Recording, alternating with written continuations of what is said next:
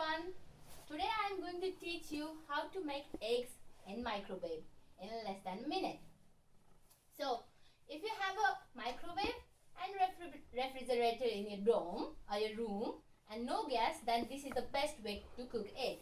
The first is the scrambled egg. For that, you have to crack the egg, drop it in the cup, add some salt and milk. Then whisk it first.